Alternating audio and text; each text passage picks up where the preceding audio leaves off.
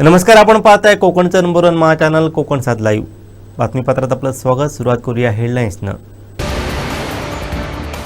आम्ही कर्जमुक्तीची वाट पाहतोय, विजय वडेट्टीवारांचा टोला।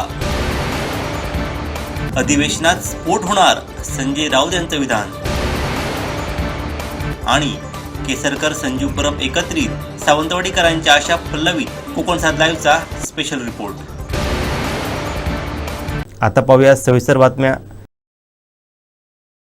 सावंतवाडी बेळगाव मार्गावरील आंबोली चेकपोस्ट येथे शुक्रवारी रात्री वाहनाच्या केलेल्या तपासणीत 2,16,000 किमतीची अवैध दारू जप्त करण्यात आली।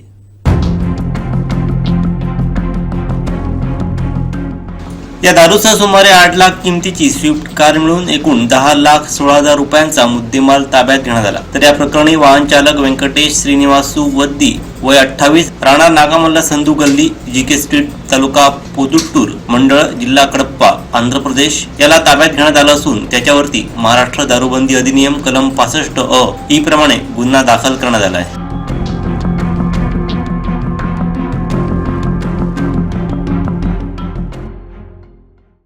मध्य रेल्वेच्या दादर रेल्वे स्थानकाच्या पूर्वेकडे सुमारे 80 वर्षे जुनं हनुमान मंदिर हटवण्याची नोटीस मध्य रेल्वेनं मंदिर प्रशासनाला दिली। दादर स्थानकावर विकासात्मक कामं करण्यासाठी मंदिराच्या जागेचा अडसर होत आहे। मंदिर अनधिकृत असल्यानं ते हटवून संबंधित जागा रेल्वे प्रशासनाच्या हवाली करावी, अन्यथा रेल्वे प्रशासन स्वतः मंदिर हटवेल अशी नोटीस मध्य रेल्वेनं मंदिर प्रशासनाला दिली आहे। रेल्वे मंत्रालयाच्या सूचनेनुसार भारतीय रेल्वे स्थानक विकास निगमद्वारे स्थानकाचं नूतनीकरण करण्याचं काम हाती घेतलं आहे। स्थानकात बदल करण्यासाठी पूर्वेकडील पादचारी पुलाशेजारी असलेलं हनुमान मंदिर हटवण्याची नोटीस रेल्वे प्रशासनानं पाठवली आहे। मध्य रेल्वेच्या सहाय्यक विभागीय अभियंता कार्यालय भायखळा यांनी नोटीसमध्ये म्हटलंय की अनधिकृत मंदिरामुळे प्रवाशांची सुरळीत हालचाल, वाहनांची वाहतूक आणि दादर स्थानकावरती सुरू असलेल्या पायाभूत सुविधांच्या विकासाच्या कामांमध्ये अडथळा निर्माण होतो। त्यामुळे मंदिर पाडून रेल्वेची जागा रिकामी करण्याचे निर्देश विश्वस्तांना दिले। स्थानिक नागरिक आणि प्रवाशांनी संमिश्र प्रतिक्रिया व्यक्त केल्या आहेत। काहींनी चांगल्या पायाभूत सुविधा आणि सुलभतेची आवश्यकता आहे असं सांगून या निर्णयाचं समर्थन केलंय। काहींनी मंदिर तिथेच असावं असं बोलून रेल्वेच्या निर्णयाबाबत संताप व्यक्त केला। जिल्हा आपत्ती व्यवस्थापन प्राधिकरण सिंधुदुर्ग मार्फत व तहसीलदार कार्यालय मालवण यांच्या सहकार्याने आणि एनडीआरएफच्या वतीनं शुक्रवारी काळसे कर्ली नदी किनारी जिल्ह्यातील विविध यंत्रणांना पूर आणि वादळ अशी आपत्ती आल्यानंतर बचाव कार्य कसं करावं याबाबत प्रात्यक्षिकासह मार्गदर्शन करून प्रशिक्षण देण्यात आलं आहे।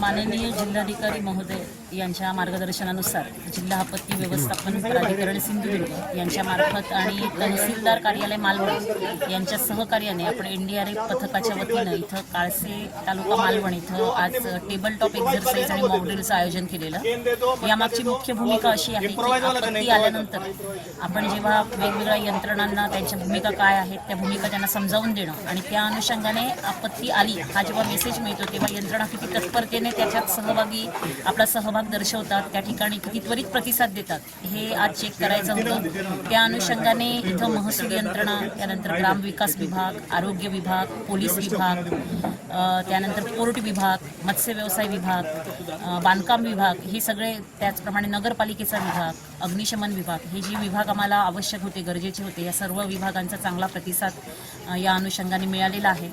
आणि त्यांना इथे एक एनडीआरएफने सिनेरिओ क्रिएट केलेला होता की एक प्रेग्नंट लेडी अडकलेली आहे आणि तिला रेस्क्यू करण्यासाठी एनडीआरएफची टीम ला जिल्हा प्रशासनाने पाचारण केलेलं आहे। पण त्याच्या आधी त्या लेडीच्या मदतीसाठी एक मच्छीमारांची देखील टीम गेलेली होती आणि ती तिला रेस्क्यू करत असताना त्यांची देखील बोट पलटी झालेली आहे।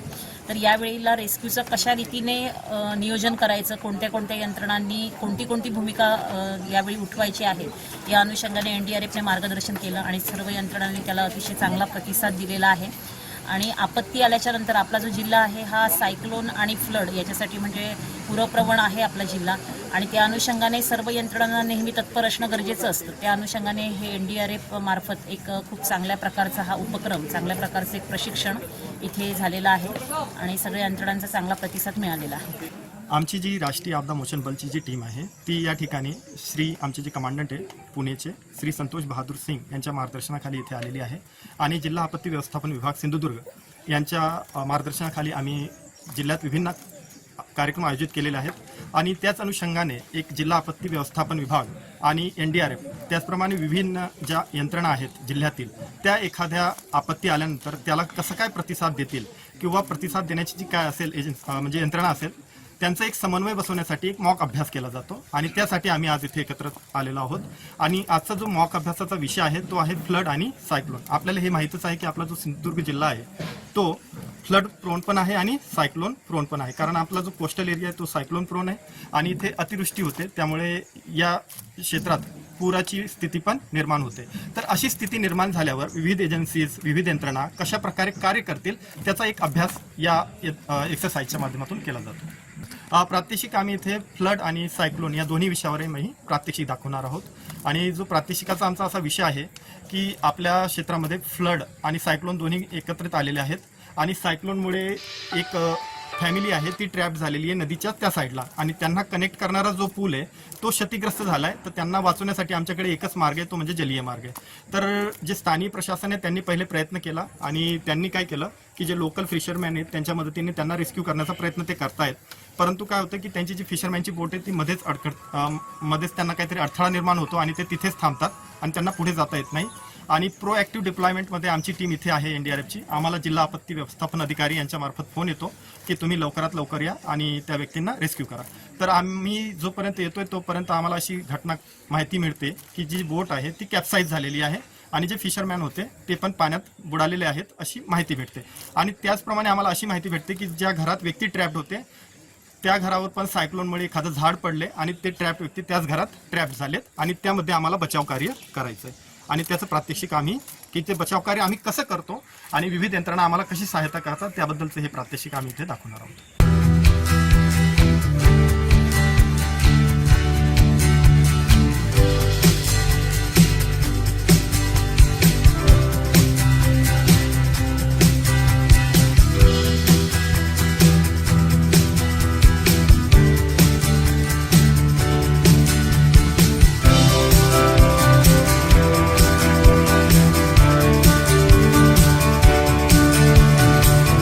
महसूल गुप्त वार्ता संचालनालयानं मुंबई एअर कार्गो संकुलात केलेल्या कारवाईत डीजे लाईटमध्ये 12 किलो सोनं सापडले. त्याची मूळ किंमत सुमारे 10 कोटी रुपये असल्याची माहिती अधिकाऱ्यांना दिली. या प्रकरणी दोघांना अटक करण्यात आली आहे. या तस्करीमागे सराईत टोळी असल्याचा संशय व्यक्त होत आहे. मुंबई एअर कार्गो संकुलामधील डीजी लाईटमध्ये सोनं लपवलं असल्याची माहिती DRIला मिळाली होती. त्या माहितीच्या आधारे DRIने एअर कार्गोतील संकुलात शोध मोहीम राबवली. त्यात प्रत्येक डीजी लाईटमध्ये 3 किलो वजनाचं सोनं सापडलं. DRIनं असं 12 किलो सोनं जप्त केलं. त्याची किंमत 9 कोटी 60 लाख रुपये आहे. सोन्याच्या तस्करीत सामील असलेल्या 2 व्यक्तींना अटक करण्यात आली. याच पद्धतीनं या टोळीने पूर्वी मोठ्या प्रमाणावरती सोनं तस्करी केल्याचा संशय आहे.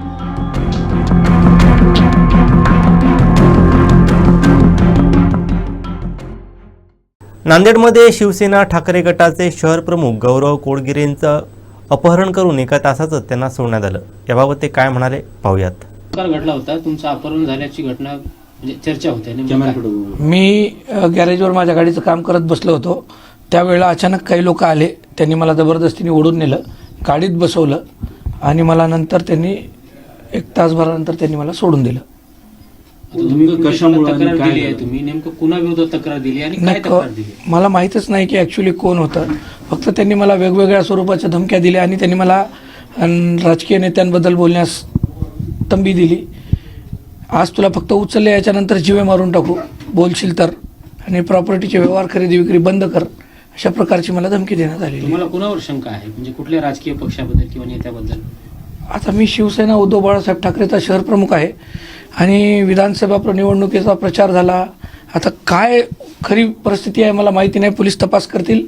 आणि खरं तर मी पोलीस प्रशासनाचा आभार मानतो की ज्या तत्परतेने पोलीस प्रशासन रस्त्यावर उतरल्यामुळे मी आज जिवंत आहे. बाकी बाळासाहेबांचा आशीर्वाद, माझ्या आईवडिलांचा आशीर्वाद आणि पोलीस प्रशासनाचा आशीर्वाद मी आज तुमच्यासमोर जिवंत आहे. बस तुम्ही म्हणालात की देवाणघेवाणवरून हे प्रकरण म्हणजे ही घटना घडली आता हे सांगत होता. त्यांनी मला काय राजकीय हेतूने झालंय का तुमच्या देवाणघेवाणीवरून झाले? पहा, मला आता कसं आहे की त्यांनी मला पूर्ण संभ्रमित भाषेत बोलले, त्यामुळे मी तुम्हाला जे बोलले तेच सांगितलं. हे राजकीय होतं की व्यावहारिक होतं याचा तपास पोलीस करतील आणि मला पोलीस प्रशासनावर विश्वास आहे. तुम्ही कुणाबद्दल तक्रार दिली आहे नेमकी? मी अज्ञात लोकांबद्दल तक्रार दिलेली आहे.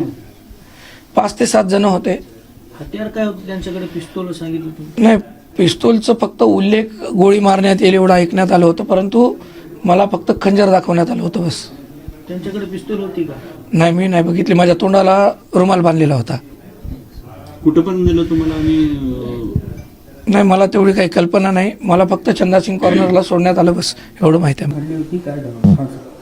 हा आज संध्याकाळीचे वेळ जवळपास 9 वाजता असा माहिती मिळाला की बाफना टी पॉईंट जवळ एक गॅरेज आहे, तिकडून हा गौरव कोटगिरे यांना काही जण येऊन गाडीमध्ये बसून अपहरणसारखा एक इन्सिडेंट झालेला आहे असा माहिती मिळाला. आणि त्याचे 2-3 साक्षीदार होता तिकडे. त्यांचं म्हणणं होता की काही लोक आला आणि ते एक सफारी गाडीमध्ये, ज्यामध्ये नंबर नव्हता, त्या गाडीमध्ये बसून घेऊन गेलेला आहे त्यांना. आणि हा माहिती मिळतेच आमचे इतवाराचे DYSP आम्ही आणि आमचे LCBची टीम, ॲडिशनल SP सर्व स्पॉटवर जाऊन सर्व ठिकठिकाणी जे नाकाबंदी, चेकपॉईंट्स आणि जवळचे डिस्ट्रिक्टला सुद्धा माहिती देऊन चेकपॉईंट्स वगैरे आम्ही लावला होता. आणि मोठ्या प्रमाणावर आमची नाकाबंदी आणि पोलीस प्रेझेन्स होती. ते जवळपास अर्धा तास आणि 40 मिनिट असा त्या पिरियडमध्ये त्यांना ते सापडला. आम्हाला माहिती मिळाला की ते चंदासिंग कॉर्नर जवळ हा जे गौरव कोटगिरे आहे ते आहे. त्यांचे कॉल त्यांना ड्रायव्हरनं त्यांनी कॉल केलेला होता. तो हा माहिती मिळाल्यानंतर आमचे स्टाफ वगैरे तिकडे गेला. मी स्वतःसुद्धा तिकडे गेलो आणि ते तिकडे सापडला. ते आता नेमकीच काय प्रकरण आहे ते त्यांची तक्रार देण्याची प्रक्रिया चालू आहे. ते फिर्याद देतील आणि त्याप्रमाणे गुन्हा दाखल होण्याची प्रक्रिया चालू आहे. आपण चौकशी केली आहे, नेमकं म्हणजे प्राथमिक चौकशीमध्ये काय निष्पन्न झालं? अपहरण झालंय का राजकीय स्टंट होता? नाही, ते आता एकदम असा तुम्हाला एकदम कन्फर्म सांगणं इतके एकदम प्रिलिमिनरी स्टेजवर आहे. ते कन्फर्म मी सांगू शकणार नाही की काय आहे. हा फक्त जे आत्ता मी सांगू शकतो असा आहे की इन्फॉर्मेशन आम्हाला मिळाला की एक अपहरणसारखा इन्सिडेंट झालेला आहे, काही लोक त्यांना उचलून गेलेला आहे आणि ते आता सापडलेलं आहे. आमचे पोलीस जे रिस्पॉन्स होता खूप फास्ट होता आणि आपण 30 मिनिटं 40 मिनिटांमध्ये ते सापडलेलं आहे. नेमकीच काय काय घडलेलं आहे, काय कोण इन्व्हॉल्व आहे आणि त्याचं स्वतःचे स्टंट आहे असं मी म्हणू शकणार नाही होता. पण आता फिर्याद दिल्यानंतर आमची तपास होईल आणि जे काही इन्व्हॉल्व आहे, जे काही खरं स्टोरी आहे ते समोर येईल. ट्रॅव्हल प्लस लीजर यांचा भारतातील सर्वोत्कृष्ट हेरिटेज पाककृती चॅम्पियन 2024 हा अवॉर्ड सावंतवाडी संस्थानचे युवराज लखमराजे भोसले व युवराज्ञी श्रद्धाराजे भोसले यांना प्रदान करण्यात आला. दिल्ली येथे हा सोहळा संपन्न झाला. पाककलेचा परंपरागत वारसा यापुढेही जपणार असल्याचं प्रतिपादन युवराज्ञींनी सत्कार स्वीकारताना केलं.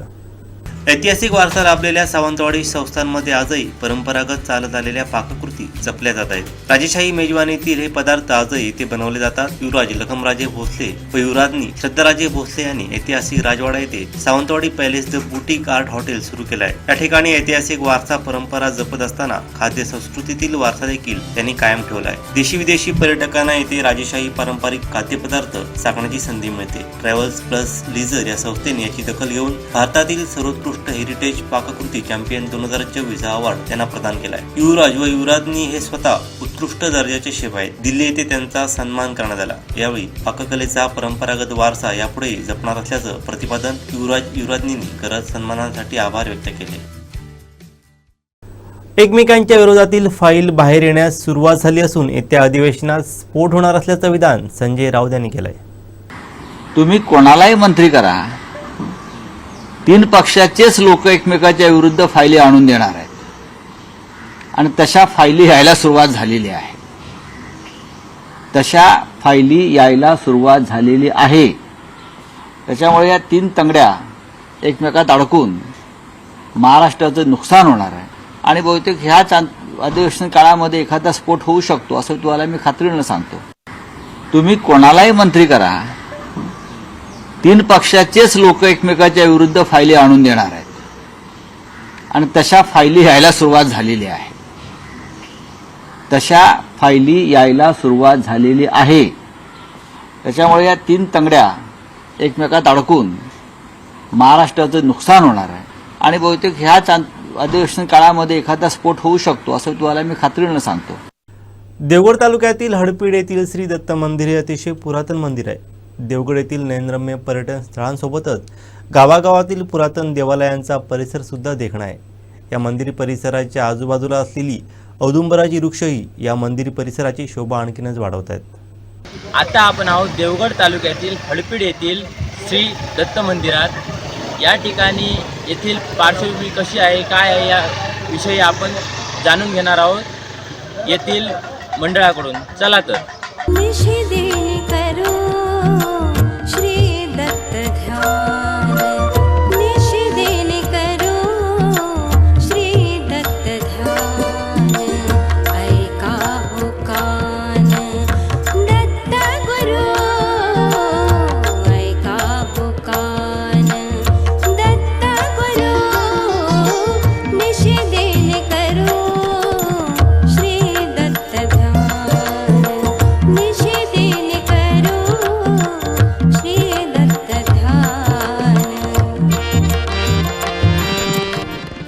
आपल्यासोबत या मंदिराचे विश्वस्त आहे, त्यांच्याकडून जाणून घेऊया या हडपीड येथील मंदिराविषयी अधिक माहिती.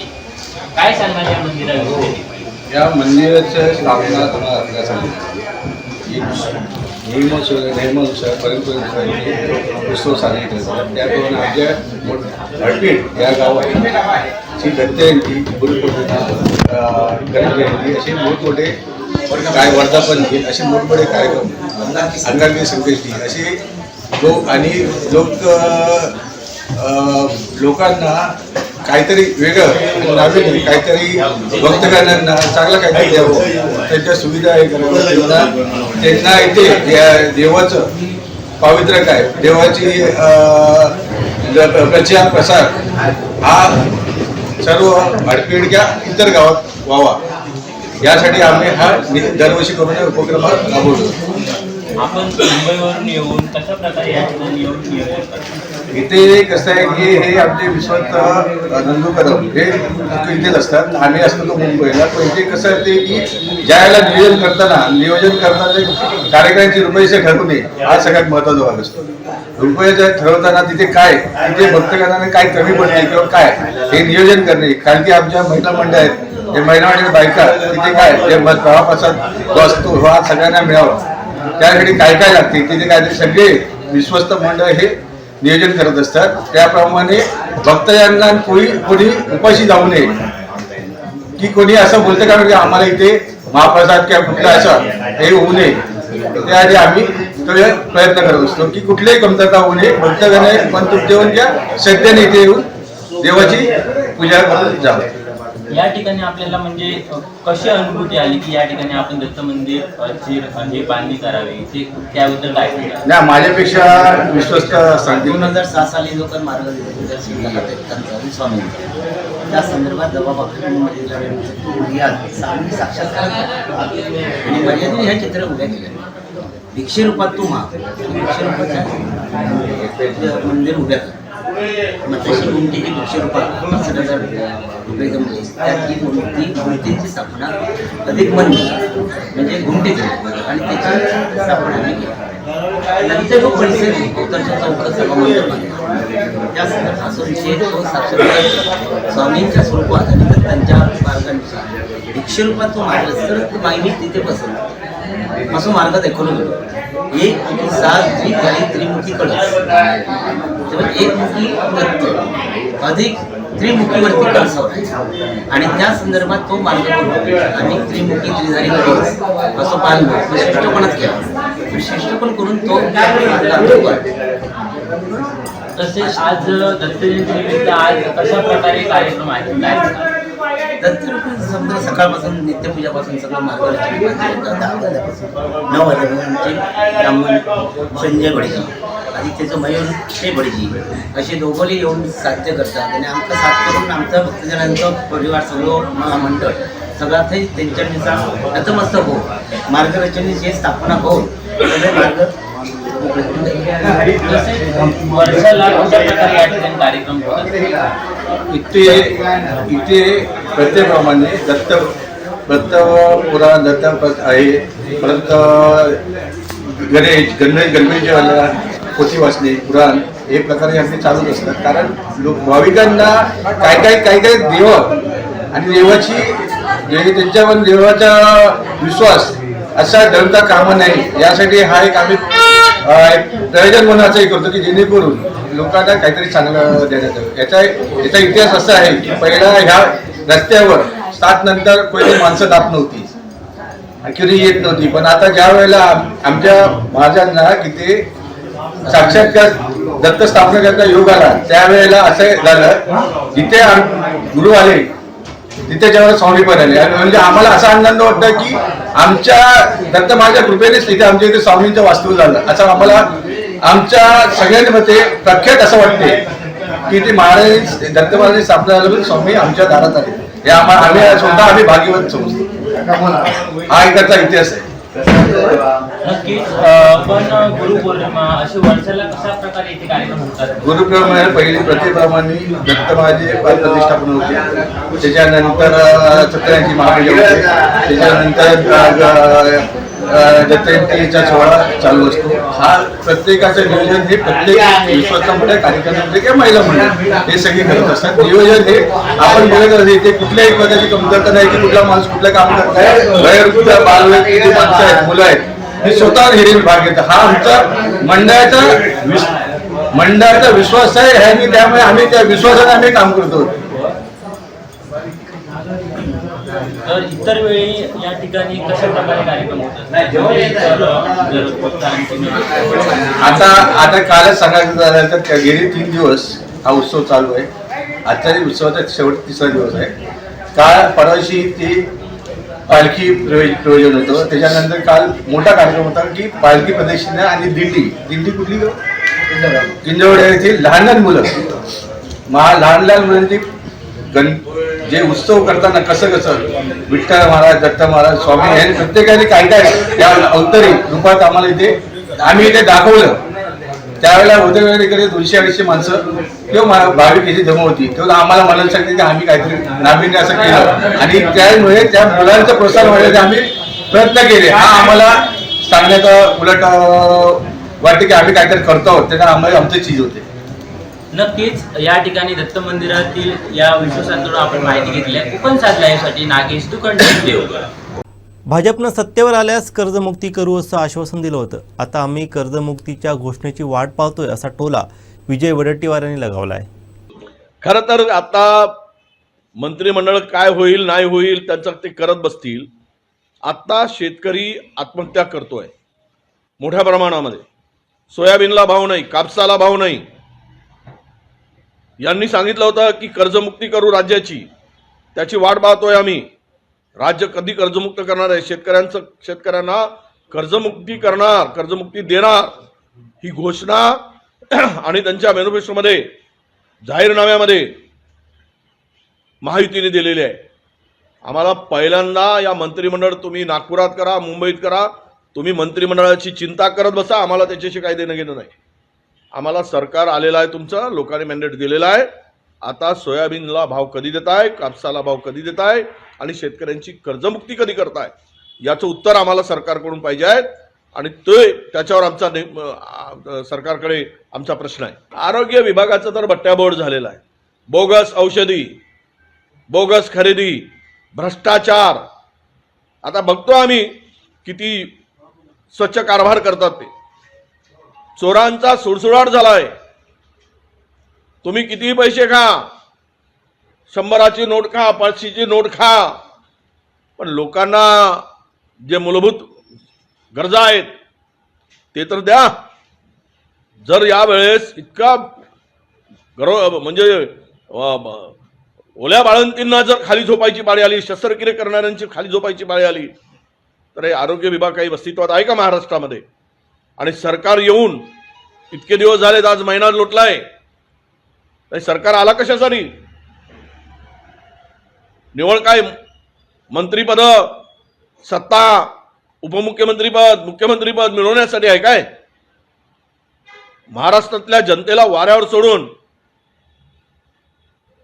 तुमचा काही होत नाही, तुम्ही आपसात बसून मार्ग काढत नाही आणि महाराष्ट्रातल्या जनतेला, शेतकऱ्याला न्याय देत नाही. त्यासाठी आमच्या अधिवेशनामध्ये हा फोकस असणार आहे. अधिवेशनामध्ये आम्हाला सरकारकडून अपेक्षा आहे की शेतकऱ्याची कर्जमुक्ती घोषणा केल्याप्रमाणे घोषणा करा, निर्णय घेतल्याप्रमाणे तुम्ही लोकांना आश्वासन दिल्याप्रमाणे कापसाला 10,000 रुपये भाव द्या, सोयाबीनला MSP प्रमाणे भाव द्या, ही आमची मागणी असणार आहे. आणि आरोग्य यंत्रणा जी विस्कळीत झाली, आरोग्य यंत्रणेचं जे बट्ट्याबोळ झाला आहे, त्या मंत्र्यासह ही कारवाई करा आणि यामध्ये जे जे सहभागी असतील त्या सर्वांवर कारवाई करा, ही आमची मागणी असणार आहे. शेवटचा प्रश्न. नाना पटोले यांना विधिमंडळ पक्षनेता बनण्यामध्ये रस आहे, त्यामुळे ते प्रदेशाध्यक्ष पदाचा त्याग करण्यासाठी तयार होत आहे, अशा प्रकारची चर्चा सुरू झाली. नाही, माहीत नाही मला चर्चेमध्ये काय आहे ते, मी काही चर्चा ऐकली नाही. तो हायकमांडचा निर्णय आहे, दिल्ली निर्णय घेईल. उद्याला 17 तारखेला आमचे प्रभारी येत आहेत, प्रभारीमध्ये चर्चा होईल आणि कोणाला गटनेता करायचा, काय करायचं, तो निर्णय आमचा नाही, तो नाना पटोलेचाही नाही ना विजय वडेट्टीवारांचाही नाही. 16 आमदार काँग्रेसचे आलेले आहेत, त्यामुळे पुन्हा पक्षाची उभारणी करण्यासाठी नव्या विचारांची किंवा नव्या पद्धतीने नियोजनाची गरज असं वाटतंय. नाही, नव्या विचाराची नाही. पक्ष ठीक आहे, राजकारणात हार जीत हो सगळं होत असतं, परंतु मला तरी आत्ता असं वाटतं की हायकमांड या संदर्भात गांभीर्याने चर्चा करत आहे, त्यामुळंच प्रभारींना पाठवलं जात आहे, त्यावर चर्चा होईल. नव्यानं पक्ष बांधणीची गरज आहेच, ते काय लपून राहिलेलं नाही. कारण आम्ही कुठल्याही लाटेमध्ये 16पर्यंत आलो नाही, पण यावेळेस आलो कुठलीही लाट नसताना. ते एक अचंबितच आहे. त्यामुळे EVMचा किती सहभाग आहे, लोकांचा किती सहभाग आहे, हे सगळ्या गोष्टी होतील, हे पुढे येतील कालांतराने. आणि सरकारने आमची सगळ्यांची मागणी आहे की बॅलेट पेपरवर घ्या. जग जर बॅलेट पेपरवर निवडणुका घेते तर भारतातील हे सरकार, मोदी सरकार का घाबरतं? यांनी करावं अशी आमची मागणी आहे. कुडाळबाव रस्त्याची पार दुरावस्था झाली असून या रस्त्यावरून वाहन हाकताना तारेवरची कसरत करावी लागत आहे.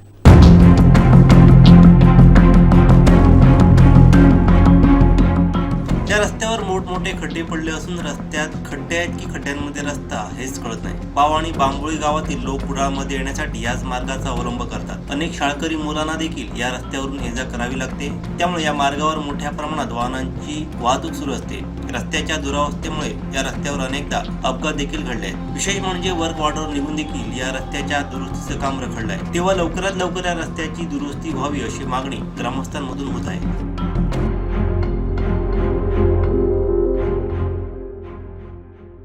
शेवटी ठळक घडामोडी पुन्हा एकदा.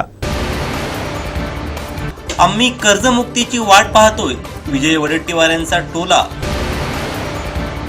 अधिवेशनात स्फोट होणार, संजय राऊत यांचं विधान.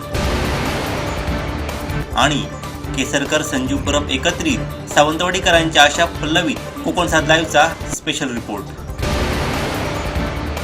बातमीपत्रात वेळ झाली ते थांबण्याची. पाहत राहा बदलत्या कोकणचा बुलंद आवाज. कोकणचा नंबर 1 महा चॅनल कोकण 7 लाईव्ह. धन्यवाद.